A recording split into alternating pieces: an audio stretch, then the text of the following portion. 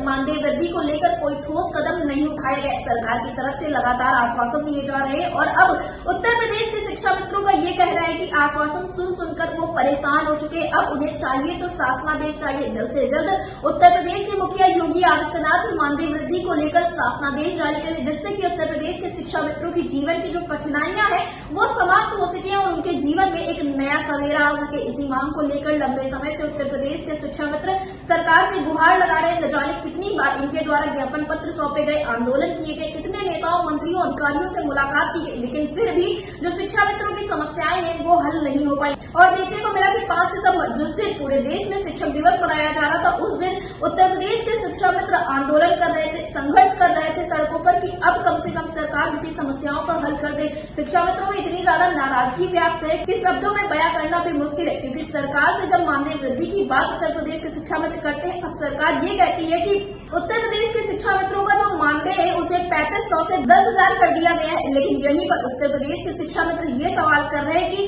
सरकार ये क्यों नहीं कहती कि इन शिक्षा मित्रों का मानदेय 40,000 से भी 10,000 किया गया है, क्योंकि जब इनका समायोजन रद्द हुआ उस दौरान ही 40,000 से 10,000 इनका मानदेय कर दिया गया था, जिस वजह से शिक्षा मित्र काफी ज्यादा आर्थिक तंगी से भी जूझ रहे हैं। उत्तर प्रदेश के शिक्षा मित्रों का यही कहना है कि सबसे पहले उनके मानदेय में वृद्धि की जाए, उनका समायोजन किया जाए, उसके बाद सरकार कोई अन्य काम करे या अन्य कोई निर्णय ले। शिक्षा मित्रों के बीच में काफी ज्यादा नाराजगी है और 2017 से लेकर और अब तक की स्थितियों के इस विषय में बताते हुए आदर्श शिक्षा मित्र वेलफेयर एसोसिएशन की पदाधिकारी रीना सिंह ने क्या कुछ कहा है, आप भी सुनिए। रीना जी, आपका हमारे चैनल अटल टीवी पे बहुत बहुत स्वागत है। ओके मैम, बहुत बहुत धन्यवाद। रीना जी, जिस तरह से देखने को मिला है और कुछ खबरें निकलकर सामने आई कि 20 मई से एक समर कैंप चलाया जाएगा विद्यालयों में और वहां पर अनुदेशकों और शिक्षा मित्रों की ड्यूटी लगा दी गई और इसमें सिर्फ और सिर्फ आप लोगों को मानदेय 6,000 दिया जाएगा, जिस वजह से कहीं ना कहीं शिक्षा मित्रों के बीच में नाराजगी देखने को मिल रही है। क्या मानना है आपका? आखिर सरकार ने ये सारी चीजें की है, ऊपर से आप लोगों के मानदेय में वृद्धि भी नहीं की जा रही है, आपका क्या कहना है इन सारी चीजों पर? और धरातल पर शिक्षा मित्र क्या मान रहे हैं इन सारी चीजों को लेकर?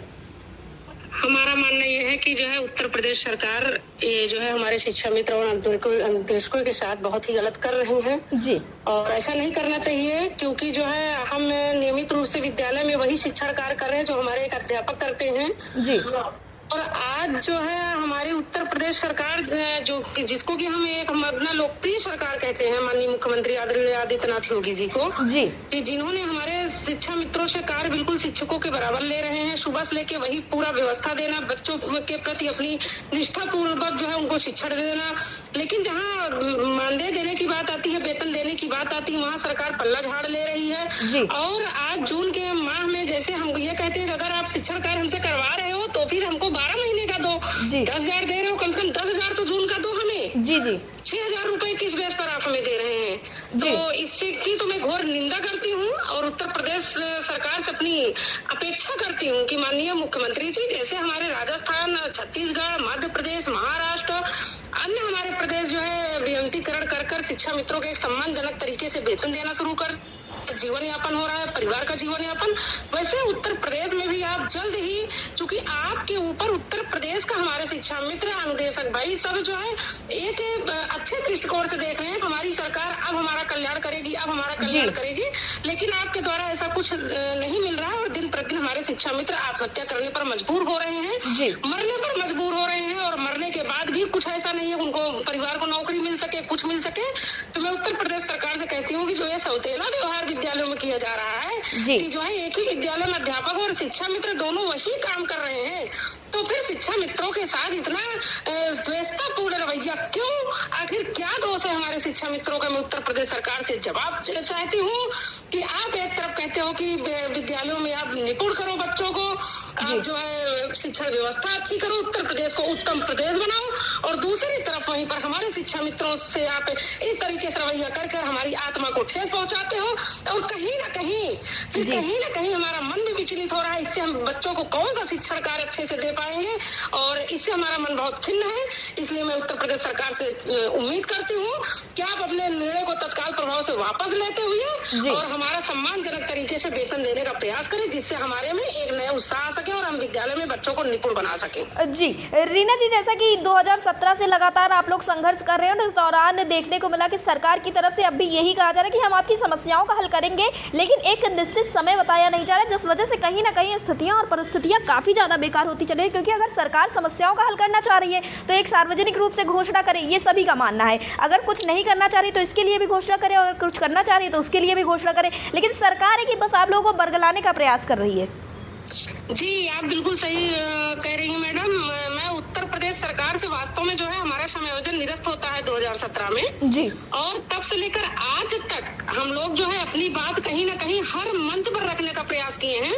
लखनऊ में इतने बड़े सैलाब में हम प्रदर्शन करते हैं, दिल्ली जाते हैं और उसके बाद आदरणीय प्रधानमंत्री जी के संसदीय क्षेत्र में उनके घर में जाकर हम अपनी बात रखने का प्रयास करते हैं तो वो जेल तक भेज देते हैं। 17 दिन हम लोग जेल भी रहते हैं। वही आदरणीय प्रधानमंत्री जी कहते हैं कि शिक्षा मित्र मेरे हैं, कोई आत्मघाती कदम न उठाए और हम इनके मांगों को पूरा करेंगे, 3 महीने में स्थायित्व करेंगे। ये बात माननीय अखिलेश सरकार में उन्होंने कहा था और आज उनका पंचवर्षीय प्रधानमंत्री पद पर उनका रहते हुए चला गया और फिर इस बार हम लोगों ने उनको देश का अपना प्रधानमंत्री बनाए हैं। और हमारे मुख्यमंत्री आदरणीय आदित्यनाथ योगी जी, जैसे कि गोरखपुर में कहे थे, आप लोगों को स्वयं पता है, शिक्षा मित्र मेरे हैं और 3 महीने के अंदर हम स्थायित्व समाधान निकालेंगे, हमारी सरकार इनको स्थायित्व करेगी। आज 27 फिर आने वाला है, लेकिन हमको इतना दुख हो रहा है आज हमारी उत्तर प्रदेश सरकार आखिर शिक्षा मित्रों के साथ इतना सौतेला व्यवहार क्यों कर रही है? क्या हम लोग का क्या गुनाह है? हम लोगों का क्या दोष है कि जहाँ एक तरफ हम 40,000 पा रहे थे, सहायक अध्यापक बन गए थे, वहीं दूसरी तरफ सर्वोच्च न्यायालय का एक बहाना लेकर हमको बिल्कुल बाहर कर दिया गया। और आज उत्तर प्रदेश सरकार 10,000 रुपए दे रही है, हर बार यही कहती है हमने 3 गुना बढ़ा दिया, 3 गुना बढ़ा दिया।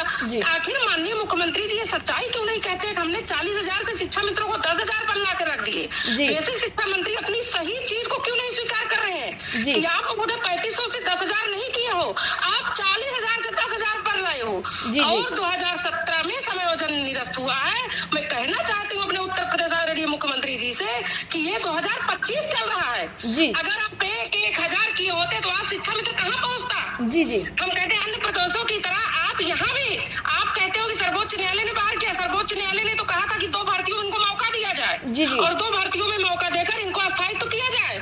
वही उत्तराखंड ने हमारा शिक्षा मित्रों को जो टेट पास है सहायक अध्यापक बना दिया, नॉन टेट को 32,000 देकर हर साल इंक्रीमेंट लगाते हैं, उनको सम्मानजनक वेतन दिया जा रहा है। आज वही एक राज्य उत्तर प्रदेश, हमारा उत्तर प्रदेश में शिक्षा मित्रों को आप 3500 से 10,000 पर लाकर खड़ा कर दिए और यहाँ जो टेट पास है, जो नॉन टेट है, सबको आप एक तराजू पर तौलते हुए कहते हो कि शिक्षा मित्र अयोग्य है। हम कहते हैं कि आप शिक्षा मित्रों को उनके बच्चों के साथ दौड़ा कर रेस में और फिर शिक्षा मित्र मेरा फाइट करता है, फाइट कर शिक्षा मित्र हमारा टेट पास करता है, सीटेट पास करता है। और अगर आज मौका मिल जाए तो हमारे यहाँ 1.5 लाख शिक्षा मित्रों में पूरा दावा कर सकती हूँ कि 1.5 लाख में एक भी शिक्षा मित्र नहीं बचेगा जो ये साबित नहीं कर देगा कि हम योग्य नहीं है। आखिर आप किस योग्यता की बात कर रहे हैं आदरणीय मुख्यमंत्री जी? क्यों आप इतना बड़ा शिक्षा मित्रों के साथ सौतेला व्यवहार कर रहे हैं और क्यों आप बार-बार उनकी आत्मा को ठेस पहुंचा रहे हो? मैं कहना चाहती हूँ कि हमारे भी माँ बाप है, हमारे भी बच्चे हैं, हमारा भी परिवार है। आखिर 10,000 रुपए में खुद का भरण पोषण नहीं हो सकता है तो हम अपने परिवार का कहाँ से करेंगे?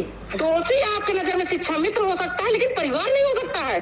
तो आप एक की सजा सबको क्यों दे रहे हो? आप कहते हो कि अखिलेश सरकार में शिक्षा मित्रों के साथ गलत किया गया, तो अखिलेश सरकार में जो गलत किया आप उनको जेल भेज दीजिए। उनको आज तक कुछ नहीं कर पाए, उल्टा शिक्षा मित्रों को आप लाके जो है 10,000 पर करके कहते हो 3500 से 10,000 पर कर दिया। तो मैं माननीय मुख्यमंत्री जी से कहना चाहती हूँ कि आप शिक्षा मित्रों को आज एक फैसला लीजिए, आर या पार, या तो ये कह दीजिए कि शिक्षा मित्रों को सहायक अध्यापक वेतन उनके बराबर समान वेतन दे रहे हैं, या ये कह दीजिए हम कुछ नहीं देंगे, हमारे पास कुछ नहीं है। लेकिन सच को स्वीकार करिए माननीय मुख्यमंत्री जी, बरगलाना छोड़ दीजिए हम जनमानस में। एक तरफ कहते हो कि अब करेंगे, यही करते करते 1 महीना बीतता है, 2 महीने बीतता है, 4 महीने बीतता है और 2017 से आज 25 आ गया है, लेकिन एक फूटी कौड़ी आप नहीं बढ़ाए हो। झूठ पर झूठ अब आपकी सरकार बोलती चली जा रही है। आखिर हमारे शिक्षा मित्रों को कब तक आप जो है झूठे आशाओं में दिलासा देते रहेंगे? और आज भी हमको ये कहते हैं, हमको विश्वास होता है कि कहीं ना कहीं हमारे आदरणीय मुख्यमंत्री जी आज फैसला लेंगे, हो सकता है कल फैसला लेंगे। इतने निष्ठुर आप तो नहीं हो सकते हैं। आप एक तरफ कहते हो राम राज्य है, दूसरी तरफ आप राम राज्य में पालन भी नहीं कर रहे हो। राम भगवान ये थोड़ी कहते थे कि हमारे यहाँ हमारे आम जनमानस में जो हमारी सत्ता है वो आत्महत्या जैसे कदम उठाए, ये तो राम राज हमारे राम भगवान नहीं कहते थे। तो आपके राज में शिक्षा मित्र आत्महत्या करने पर क्यों मजबूर है? क्या आपकी आत्मा नहीं इससे पिघल रही, क्या आपका दिल नहीं दहलता अगर कोई शिक्षा मित्र हमारा आत्महत्या करता है तो? आखिर कब रोकेंगे इस आत्महत्या के सैलाब को और कब रोकेंगे? या तो आप शिक्षा मित्रों का स्थायित्व करके समाधान करके उनको सहायक अध्यापक वेतन दे दीजिए मानना, अन्यथा एक लाइन में खड़ा करा के गोली मार दीजिए। लेकिन जो करना हो एक दिन में कर दीजिए। डेली घुट घुट के मरने से अच्छा है कि एक ही दिन सब अपना कर ले जो करना हो। जी रीना जी, आप लोगों ने आगे के लिए क्या कुछ सोच कर रखा, क्योंकि सरकार की तरफ से समय दिया गया, अगर सीमित समय तक कदम नहीं उठाया गया तो आप लोग क्या कुछ बड़ा कदम उठाने की तैयारी में हैं? मैं अभी मुख्यमंत्री से पूरी उम्मीद करती हूँ कि अब वो हमको ऐसा मौका नहीं देंगे कुछ भी करने के लिए जी, और वो समय रहते हुए हमारे शिक्षा मित्रों को वो सम्मानजनक तरीके से जीने का अधिकार देंगे जी। और अगर नहीं ऐसा होता है तो आने वाले समय में फिर आप लोगों को पता है कि आदर्श वेलफेयर एसोसिएशन जो कहता है वो पीछे नहीं हटता है, वो निश्चित कुछ न कुछ तो कर दिखाएगा ही। जी रीना जी, एयरटेल टीवी से जुड़ने के लिए धन्यवाद। ओके मैम, बहुत बहुत धन्यवाद।